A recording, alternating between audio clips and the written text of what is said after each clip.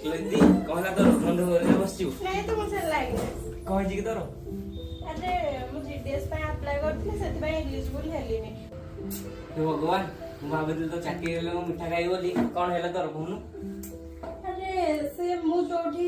computer करी जो कोर्सटा सेटा एप्लीकेबल नहे आ मोटू कम मार्क रखथिबे पिला माने भी समान पाइ जायछन्ती किंतु मोर 95% रहि कि मोर हेलानी कोन करियो कह कमे तू वेबसाइट को नथली की ए ओएसआईडी अरे और वगैरह तो वेबसाइट कोर्सटा हारिया लेडे तू सेटी फाइन करलु ओके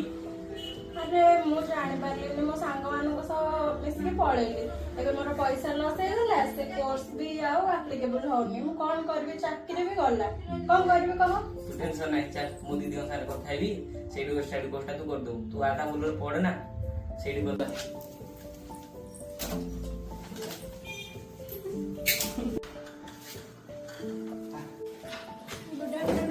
वेरी गुड आफ्टरनून ना मो दीदी रो कंप्यूटर एडमिशन रेडी कर दियो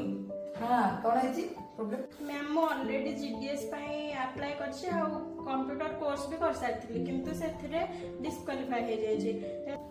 ठीक अछि किछि व्यस्त होबार नाही तमे एबे ओएसआईडी एडमिशन नै नियो नेक्स्ट ईयर पई जॉब पई अप्लाई करिवो डॉक्यूमेंट्स आनछ ठीक है ठीक अछि आज ही एडमिशन कर दो यस मैम